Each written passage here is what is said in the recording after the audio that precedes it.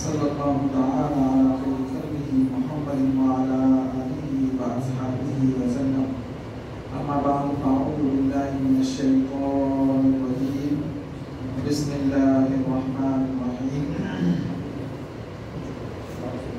اولئک الذین امتحن اللہ قلوبهم بالتقوی لهم مغفرۃ واجر عظیم.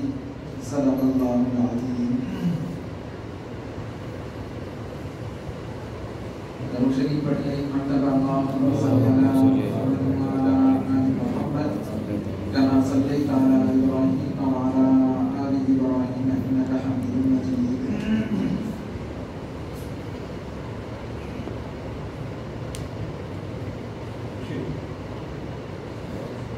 تمام تعریفیں اللہ رب العالمین کے لیے ہیں جو کائنات کا رب ہے، ساری کائنات کا رب ہے.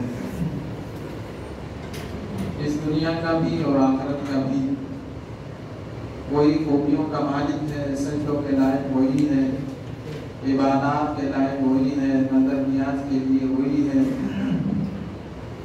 بگڑی بنانے والا، اولاد دینے والا اور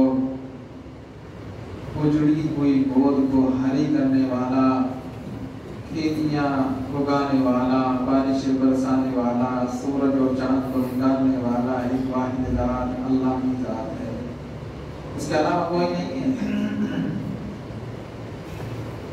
میں اور میرے ابا اور میرے دادا اور میرے پردادا اوپر تک جتنے جائیں گے ان سب کا مالک بھی خالق بھی اللہ ہے. مجھے بھی پیدا کیا، میرے ابا ماں باپ دادا کو سب کو پیدا کرنے والا اللہ ہے. ان اللہ خالق کل شیء. قرآن پاک احادیث میں بھی ہے کہ اللہ تعالیٰ ہر چیز کے خالق ہیں. سبب اور ذریعہ میرے ابا بنے، اس لیے ہم نے اپنے رب کو نہیں بھولنا، اپنے خالق اور مالک کو نہیں بھولنا. میں نے گزشتہ ہفتے میں جو کہا تھا کہ اللہ تعالیٰ نے ہمیں نبی بھی بڑا نصیب فرمایا ہے، جو سارے نبیوں میں سب سے بڑا نبی. اس نبی کے مقام مرتبے کو آپ یہاں سے اندازہ لگا سکتے ہیں کہ جو سب سے مقدس جگہ، سب سے پاکیزہ جگہ بیت اللہ کے قریب مکہ المکرمہ میں اللہ تعالیٰ نے اپنے پیارے حبیب محمد عربی صلی اللہ علیہ وسلم کو بھیجا. تمام نبیوں کے سردار، تمام نبیوں کے امام اللہ تعالیٰ نے ہمارے آقا کو بنایا. اس کے ساتھ ساتھ آپ آگے لے چلیں کہ نبی کو جو چیز ملی وہ بھی اعلیٰ اور افضل ترین ملی. اس میں قرآن پاک بہت بڑی کتاب ہے، تمام کتابوں کی سردار اللہ تعالیٰ نے اپنے پیارے حبیب کو نصیب فرمائی. اور آگے چلیں، اللہ تعالیٰ نے جو آپ پر ایمان لائے وہ ایمان لانے والے بھی سب سے بڑی جماعت آسمان میں نہ زمین میں، وہ ایسی جماعت نہ کوئی پیدا ہوئی نہ ہوگی. ایسی جماعت اللہ تعالیٰ نے اپنے پیارے حبیب محمد عربی صلی اللہ علیہ وسلم کو نصیب فرمائی. اب یہاں سے بات سمجھے. میں نے کہا تھا کہ اللہ نے ان کا امتحان لیا ہے، اور جب امتحان لیا تو دل کا لیا، دل میں. اور جب دل کا امتحان لیا اور وہ اپنے امتحان میں مکمل اترے اور اپنے امتحان میں کامیاب ہوئے تو پھر ان کے لیے اللہ تعالیٰ نے خوشخبری بھی سنائی. اور ایسی خوشخبری سنائی کہ دنیا ہی میں ابو بکر فی الجنہ، عمر فی الجنہ، عثمان فی الجنہ، علی فی الجنہ، طلحہ فی الجنہ، سعد فی الجنہ. 10 صحابہ ایسے کہ ایک ہی مجلس میں ایک ہی وقت میں پیارے حبیب محمد عربی صلی اللہ علیہ وسلم نے ایک ہی مجلس میں ان کے لیے جنت کی خوشخبری سنائی. وہ ایسے ہی سنا دی کہ میں ایمان لے آیا ہو گیا، نہیں. قربانیاں دی ہیں اور ایسی قربانیاں دی ہیں کہ نہ تو زمین نے دیکھا نہ آسمان نے دیکھا ویسے قربانی آسان کام ہے. پکے پکائے باغ کھیتی اور باڑی تیار کھڑی ہے اور پیارے پیغمبر نے فرمایا کہ چلو جہاد کے لیے، چھوڑ دیا، تیار ہے. جیسا کمزور ایمان والا کہتا ہے کہ پہلے تو میں نے اپنے کھیت کو سمیٹ لینا، میرے باغات کو اپنے اس کے پھل فروٹا جتنے ہیں وہ سب کو کر لینا ہے، اس کے بعد میں چلوں گا. لیکن نہیں. اور سنے، شاید آپ نے پہلے سنی ہے نہیں سنی بات، مدینہ المنورہ میں جب آپ گئے نا تو مہاجرین تو تھے جتنے گئے، انصار جو مدینہ المنورہ میں رہا کرتے تھے، کسی کی 2 بیویاں تھی، کسی کی 3 بیویاں تھی، اور بیوی سب کو سب سے زیادہ محبوب ہوتی ہے انسان کو. انصار نے یوں کہا کہ یہ مہاجرین آ گئے ہیں نا، کیوں؟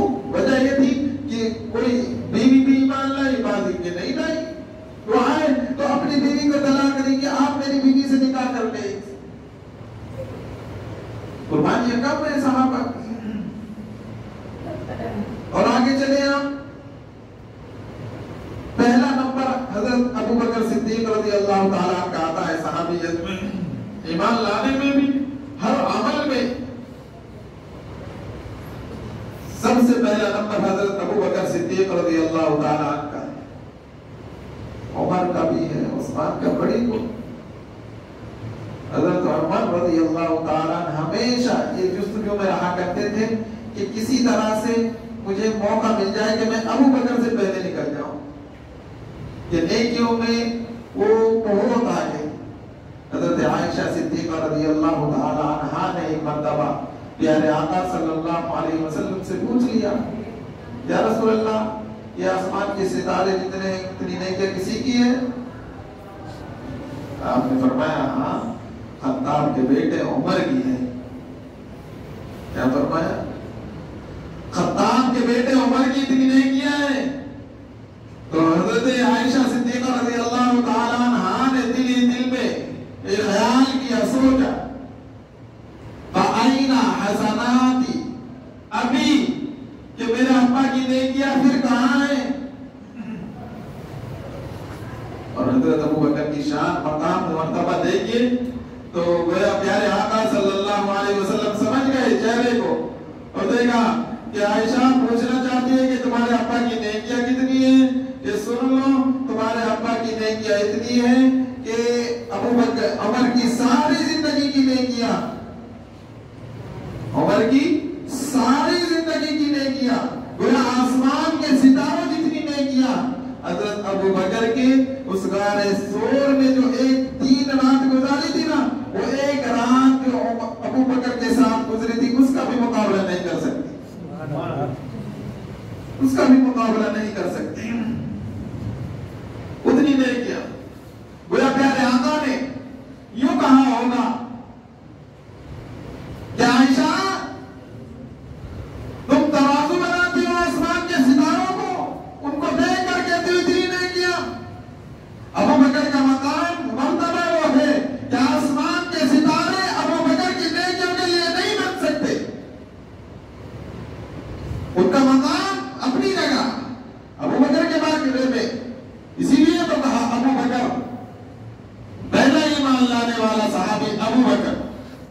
اور جب سنے، جب غار ثور میں تھے نا، جب جا رہے تو راستے میں جب چل رہے ہیں تو حضرت ابو بکر کبھی آگے چلتے، کبھی پیچھے چلتے ہیں، کبھی دائیں چلتے ہیں، کبھی بائیں چلتے ہیں. تو پیارے آقا صلی اللہ علیہ وسلم نے پوچھا ابو بکر ساتھ چلو نا، قربانی دیکھیے آپ، ساتھ چلے نا. تو کہنے لگے یا رسول اللہ ڈر یہ ہوتا ہے کہیں سامنے سے جب میں آگے چلتا ہوں پھر پیچھے آتا ہوں، ڈر یہ ہوتا ہے کہیں پیچھے سے دشمن آپ پر حملہ نہ کر دے. جب میں ادھر چلتا ہوں تو کہیں مجھے ڈر ہوتا ہے کہیں دائیں طرف سے دشمن حملہ نہ کر دے. میں چاروں طرف سے کوئی نگرانی کے طور پر میں آپ کے آگے پیچھے گھوم رہا ہوں، کہیں دشمن آپ کے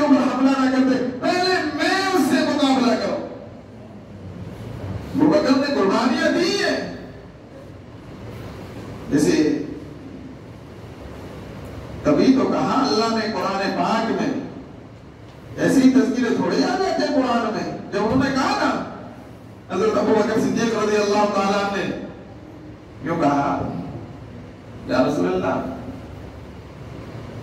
غم ہوتا ہے کہیں دشمن آ نہ جائے، قریب پہنچ چکے ہیں، دکھ رہے ہیں، باہر گھوم رہے ہیں.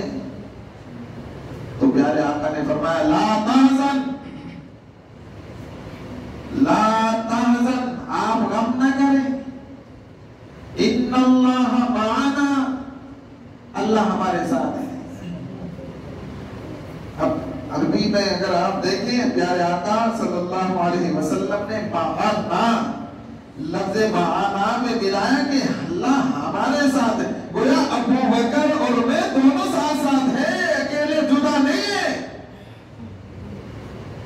نہیں تو اگر جدا ہوتے اور پیارے آقا صلی اللہ علیہ وسلم سے ان کا کچھ اختلاف، کچھ نظریات کچھ الگ ہوتے تو پیارے آقا کہتے ان اللہ معی و معیک و معک، کہ اللہ میرے ساتھ بھی ہے تیرے ساتھ بھی ہے. نہیں، ایک ہی جملہ کہا ان اللہ معنا، اللہ ہمارے ساتھ ہے، آپ غم نہ کریں.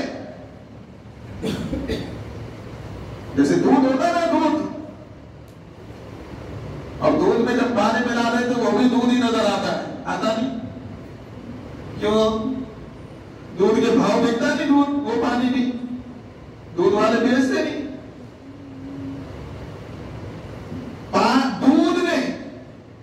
دودھ نے اس کو قیمتی بنا دیا، اس پانی کو بھی. کب بنایا؟ جب اس نے قربانیاں دی تب بنا ہے، ایسے نہیں.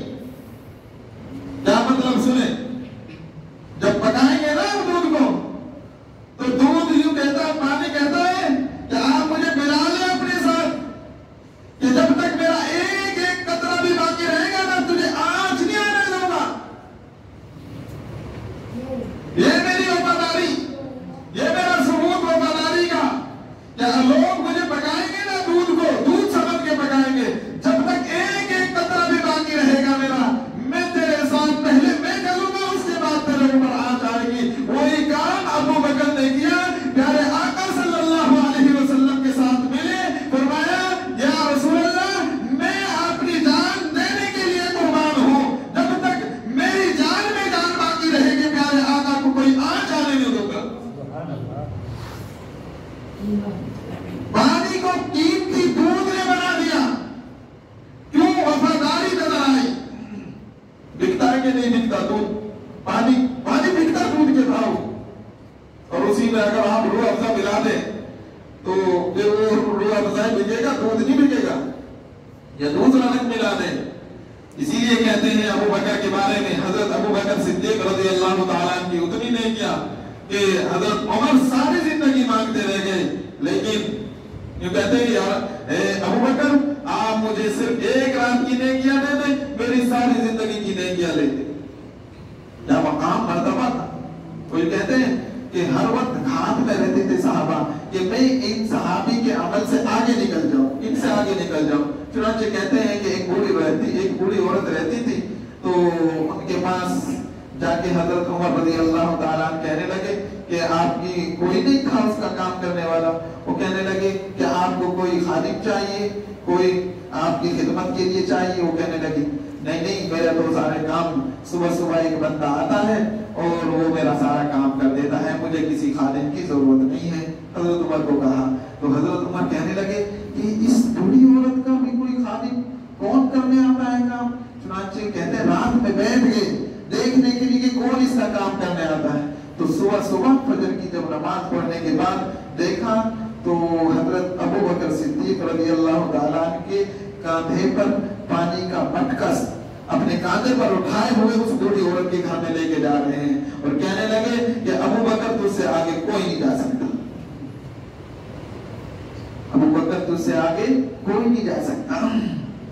اور معراج ہوئی نا، جب معراج ہوئی نا ابو بکر کی شان میں ایک جملہ آپ کو سنا دوں. جب معراج ہوئی اور جب آپ چڑھ رہے تھے نا دار سور میں تو حضرت ابو بکر صدیق رضی اللہ تعالیٰ آپ کے پاؤں زخمی ہونے لگے. آپ نے فرمایا حضرت ابو بکر نے فرمایا یا رسول اللہ آپ سوار ہو جائیے، آپ سوار ہو جائیے. تو گویا حضرت حضور اکرم صلی اللہ علیہ وسلم نے فرمایا یہاں تو سواری کوئی نہیں ہے، اس میں سوار ہونا.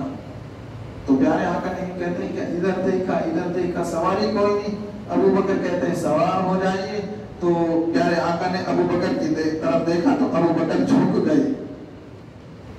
ابو بکر رضی اللہ تعالیٰ جب جھک گئے نا تو گویا حضرت ابو بکر یوں کہتے ہیں، یوں کہنا بتانا چاہتے ہیں لوگوں جھک جائیے، لوگوں جھک جائیے، جو جھکے گا اللہ اس کو اونچا کرے گا.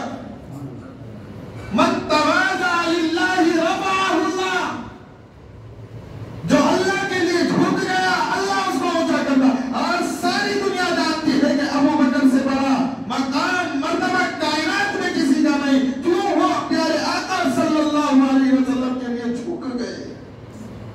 آقا ابو بکر کی شان ہے.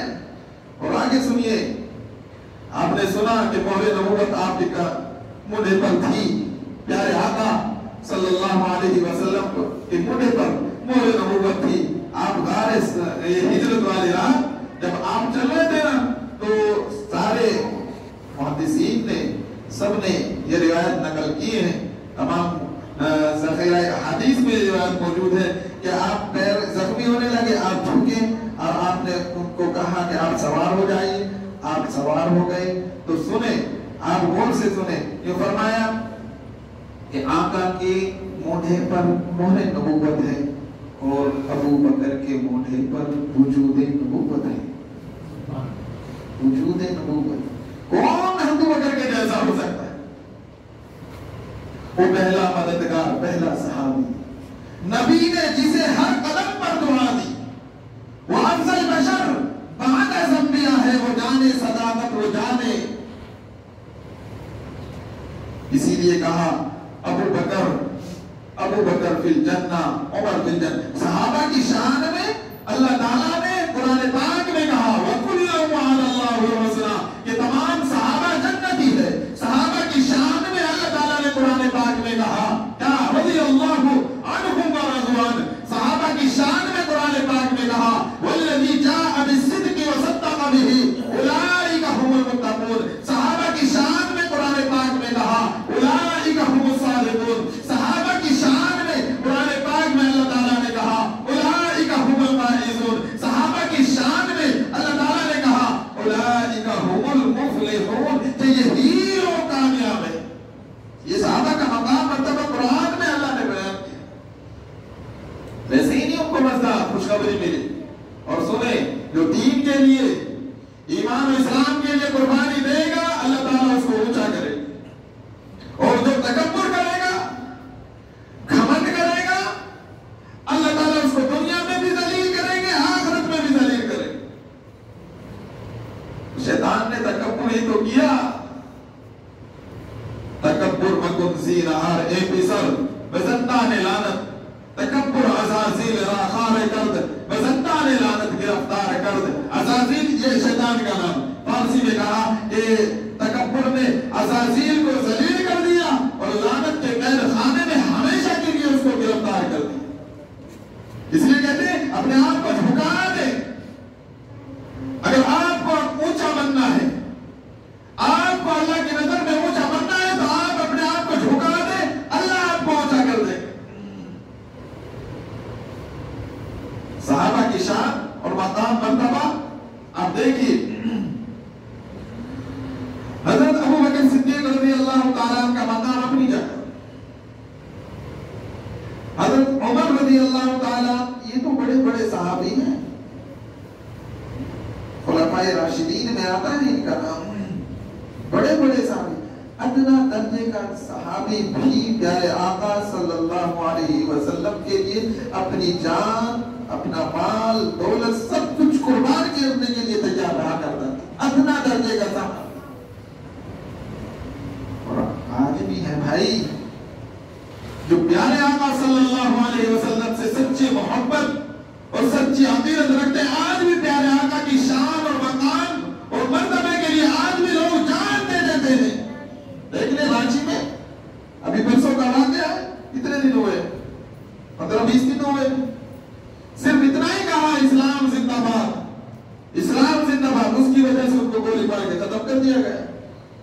کوئی قصور تو تھا؟ انہوں نے کسی کو مارا تھا؟ کوئی جرم کیا تھا؟ کوئی کس کو طاقت کی تھی؟ نہیں. کہ پیارے آقا کی شان میں کوئی گستاخی ہرگز برداشت نہیں ہے. پیارے آقا کی محبت مسلمانوں کے ایمان کا حصہ ہے. جس کے دل میں ایمان پیارے آقا سے محبت نہیں وہ مومن ہے ہی نہیں. بخاری میں روایت موجود، دونوں روایتیں لا یؤمن احدکم. تو لوگوں نے وضاحتیں کی ہے اور کہا کہ کامل مومن نہیں، کامل مومن تشریحات کی ہے لوگوں نے. جس کے دل میں پیارے آقا سے محبت نہیں وہ مومن ہے ہی نہیں. لا یؤمن احدکم حتی اکون احب الیہ من والدہ وولدہ والناس اجمعین. لا یؤمن احدکم حتی اکون احب تبعا لما جئت به. یوں فرمایا کہ جس شخص کو مجھ سے اتنی محبت نہ ہو جائے کہ جس چیز کو میں لے کر آیا ہوں نا اس پر وہ کامل طور پر ایمان نہ لائے وہ شخص مومن نہیں ہو سکتا. اس لیے فرمایا کہ حضور اکرم صلی اللہ علیہ وسلم سے سچی محبت ہر مومن کے دل میں ہونی چاہیے. جب ہمارے جان کی باری آئی تو ہم جان دینے کے لیے حاضر.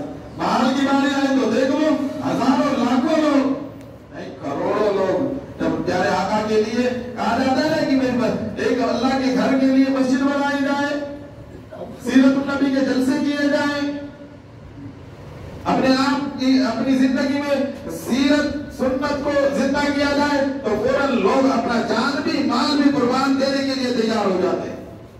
وجہ یہ ہے کہ پیارے آقا سے سچی محبت ان کے دلوں میں ہے. تبھی تو کرتے ہیں، تبھی تو ہم مدرسوں کے لیے، مسجدوں کے لیے، دین کے لیے، قرآن و سنت کے لیے اپنا مال خرچ کرتے ہیں. تبھی تو کرتے ہیں کیونکہ ہمیں محبت ہے. اور سنیں اس لیے کہتے ہیں کہ پیارے آقا صلی اللہ علیہ وسلم نے ایک عمل ہمیں یہ بھی بتایا ہے کہ ہم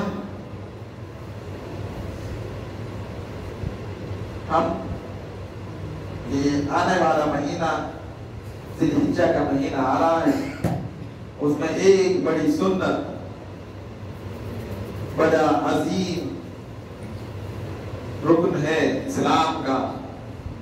ہر صاحب نصاب اس میں اپنے آپ کو اپنی طرف سے ایک قربانی پیش کرے.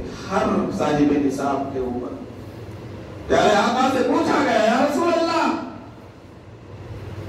ما هذه الاضاحی یا رسول اللہ، کہ قربانی کیا ہے اللہ کے رسول ہمیں بتائیے. آپ نے فرمایا ہی سنت ابیکم ابراہیم علیہ السلام، کہ تو تمہارے باپ ابراہیم علیہ السلام کی سنت ہے. اب مجھے بتاؤ اتنے بیٹھے ہیں حضرت ابراہیم کی سنت ہے جی؟ یہی سنا آپ نے آج تک؟ بہت بیانے سنے ہوں گے آپ نے، شاید یہ بات آج تک نہ سنی ہو. حضرت ابراہیم کی سنت ہے. حضرت ابراہیم نے دمبا ذبح کرنے کا عزم کیا تھا یا بیٹا ذبح کرنے کا عزم کیا تھا؟ سوچو جی، دمبا ذبح کرنے کا ارادہ کیا تھا یا بیٹا؟ یہی ہے نا قرآن پاک میں بھی حدیث میں بھی یہی ہے کہ خواب میں دکھا تھا کہ میں اپنے بیٹے انی اذبحک فانظر ماذا ترى، کہ میرے بیٹے میں تجھے تیری قربانی دے رہا ہوں، تیرا کیا خیال ہے؟ تو بیٹے کا عزم کیا تھا.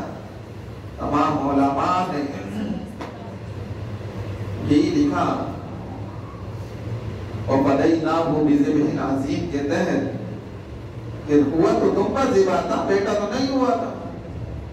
اس کے تحت یہی لکھا کہ قیامت تک آنے والا اگر کوئی بندہ قربانی دے گا اس کو ویسا ثواب ملے گا گویا اس نے اپنے بیٹے کو اللہ کی راہ میں قربان کیا.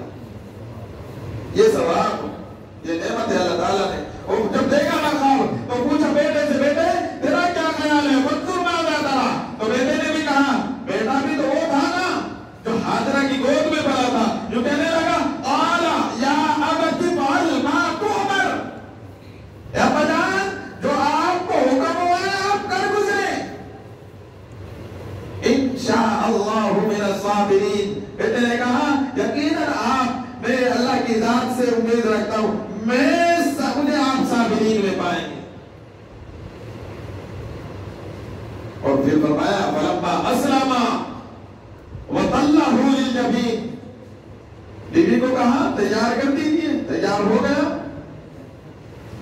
چلیے لے کر گئے مینا کے میدان میں، اور لے جانے کے بعد دونوں نے باپ بھی سر خم تسلیم ہے، مسلمان اسی سے ہے، ہمارا نام مسلمان رکھا اللہ نے، ہم ہیں اطاعت گزار، اللہ کی بندگی میں آنے والے، ہم اللہ کی ماننے والے۔ اللہ نے کہا کہ ابراہیم نے بھی اور اسماعیل نے بھی، دونوں نے ہمارے باپ کو مان لیا، وَتَلَّهُ لِلْجَبِينِ، اور اپنے بیٹے کو پیشانی کے بل لٹا دیا، وَتَلَّهُ لِلْجَبِينِ، اور جب لٹا دیا نا اور جب چھری چلانے لگے تو پیارے آقا یہ حضرت ابراہیم علیہ السلام کو آواز آئی، قد صدقت الرؤیا، اے میرے پیارے پیغمبر تو نے اپنے خواب کو سچ کر دکھایا، تو نے اپنے خواب کو سچ کر دکھایا، قد صدقت الرؤیا۔ اور یقیناً ہم آپ کو اچھا بدلہ دینے والے ہیں۔ جب اللہ رب العالمین نے یہ سنا دی خوشخبری اور اللہ نے جنت سے ایک مینا بھیج دیا اور وہ چھری سے ذبح کرا دیا، وَفَدَيْنَاهُ بِذِبْحٍ عَظِيمٍ، ذبح کرانے کے بعد اللہ رب العالمین نے فرمایا کہ ہم اصل تجھ سے بیٹا قربان نہیں کرانا چاہتے تھے، اصل تمہارا امتحان لینا چاہتے تھے کہ تم اپنے امتحان میں کتنے پٹکے اترتے ہو۔ اور ابراہیم اپنے امتحان میں پورے اترے تھے کہ نہیں اترے؟ کوئی رکاوٹیں ساری پیچھے، پورے اترے۔ اس لیے میں کہتا ہوں تمام کے تمام اہل ایمان کی، مومنین، مسلمین، مخلصین کی سب کی ذمہ داری بنتی ہے کہ پیارے آقا صلی اللہ علیہ وسلم سے سچی محبت کا دعویٰ کرتے ہیں اور حضرت ابراہیم علیہ السلام کی اس عظیم سنت کو ہم زندہ کرنا چاہتے ہیں۔ ہم اپنی قربانی کے لیے ہم یہ سوچ کے قربانی کریں، ہم یہ سوچ کے قربانی کریں کہ میں گوشت کھانے کے لیے قربانی نہیں کر رہا ہوں، میں خون اللہ کو نہیں پہنچتا، گوشت بھی اللہ کو نہیں پہنچتا، اصل پہنچتا ہے تمہارا تقویٰ۔ تم نے کس نیت سے اللہ کی راہ میں جو قربانی دی ہے، کس نیت سے وہ قربانی کی ہے، وہ نیت آپ کی اللہ کے یہاں پہنچتی ہے۔ اللہ نہیں دیکھتے کہ یہ 10,000 یہ 20,000 یا لاکھ روپے خرچ کا، نہیں، تمہارا تقویٰ پہنچتا ہے۔ اور تقویٰ کا معنی یہ، تقویٰ کا معنی یہ کہ جب باری آئے نا، جب باری آئے نا کہ تیرے پگ کو قربان کرنا ہے، یا رسول اللہ میں حاضر،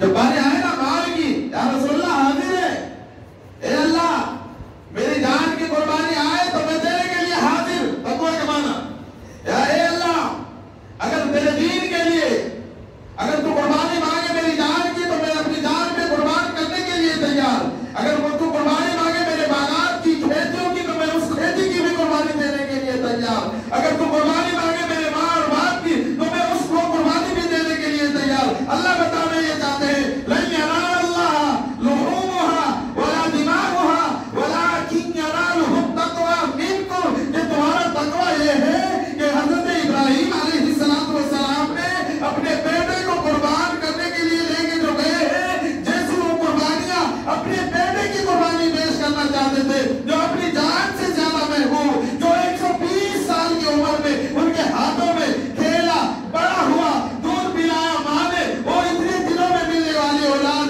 وہ قربانی دینے کے لیے اتنا چہیتا، اتنا لاڈلا بچہ وہ دینے کے لیے تیار ہو گئے ہو۔ تو تقویٰ یہ ہے کہ جب اللہ کی طرف سے جو کوئی ضرورت آ جائے، کوئی حاجت آ جائے، پھر آپ نے اپنے مال کو نہیں دیکھنا، اپنی کھیتی اور باڑی کو نہیں دیکھنا، اپنی جان کو نہیں دیکھنا، اللہ کے دین کو بلند کرنے کے لیے کھڑے ہو جانا ہے۔ اصل یہ ہے وَلَٰكِنْ يَنَالُهُ التَّقْوَىٰ مِنْكُمْ، تمہارا تقویٰ پہنچتا ہے کس نیت سے تم اپنی قربانی دے۔ اس لیے میں مسئلہ ایک اور بتا دوں،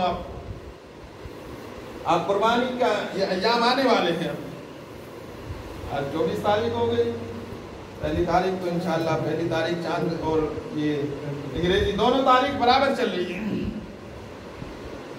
گوشت کھانے کی نیت ہرگز نہ کریں۔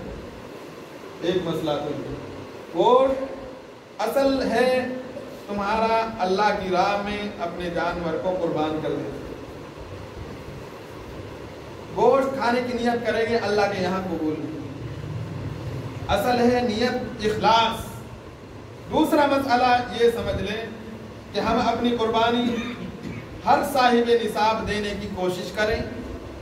बड़ा जानवर नहीं खरीद सकते, ये बकरा दुम्बा पेड़ नहीं खरीद सकते, तो आप बड़े जानवर में अपना हिस्सा डाल लें। भैंस में या गाय में, इधर तो होती है गाय, उसमें डाल लें। लेकिन कुर्बानी करना ये बेहद ज़रूरी है जिनके पास इतना माल है कि जिसकी वजह से वो साहिब निसाब है।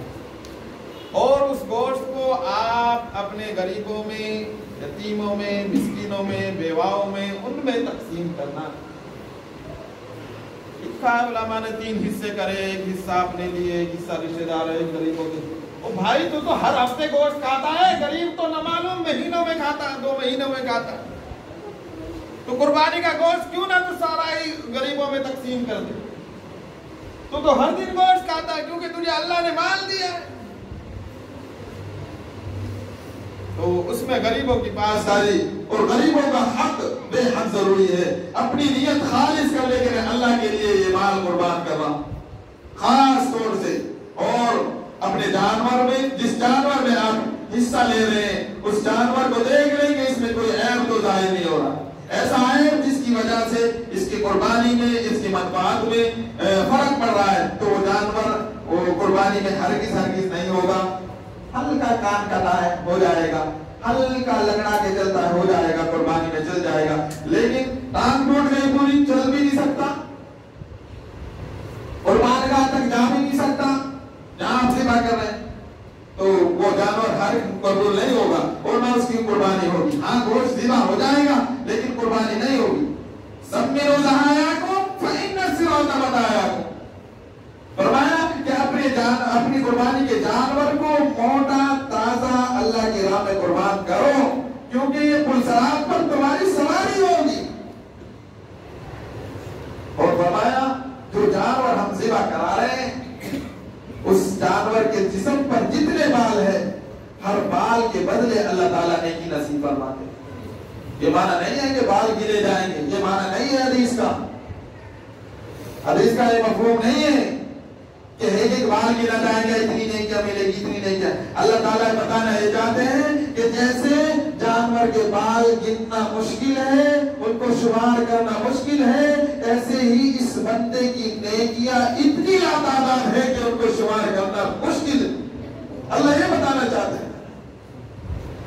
और जहां जहां भी हदीस में इस तरह के अल्फाज आए ना, उनमें ये नहीं होता कि इतना कसरत मुराद होती है कि लातानार अल्लाह अता करने वाले हैं। इसलिए कोशिश करें अल्लाह ताला हम सबको अमल की तौफीक अता फरमाए और कुर्बानी करने की हिम्मत और जुर्रत हम सबको पैदा फरमा दे। अल्लाह ताला हम सबको सहाबा के नक्शे कदम पर चलने की तौफीक अता फरमा दे।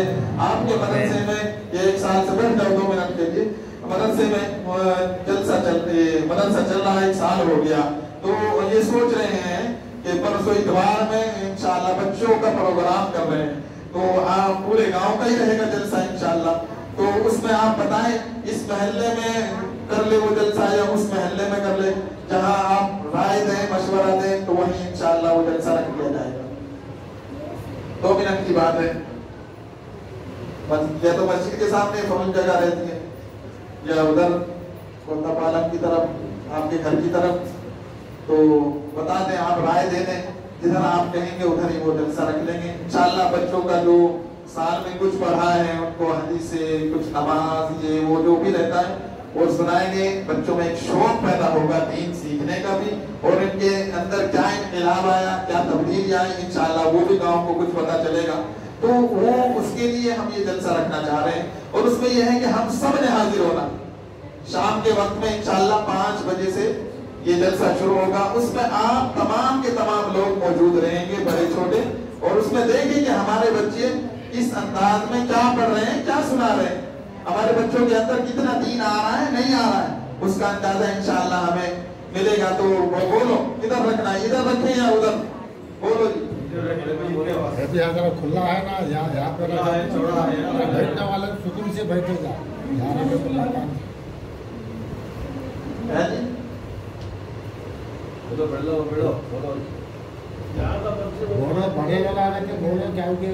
ज्यादा बच्चे उधर के ही हैं। ज्यादा बच्चे उधर कहे तो यहाँ रखना कि यहाँ के लोगों को दिल्ली में दिल तक वाला होना कि अब वो महल्ले के इतने बच्चे पढ़ते हैं, हमारे बच्चे पढ़ना नहीं, ये महल्ले को रखना अच्छा नहीं हुआ। ये महल्ले के बच्चे ज्यादा है तो रखे तो उनको ख्याल आता है कि हमारे बच्चों को भेजना कि वो महल्ले के बच्चे इतने आते हैं। एक जगह ये इनको बोलो वो महल्ला को ये महल्ला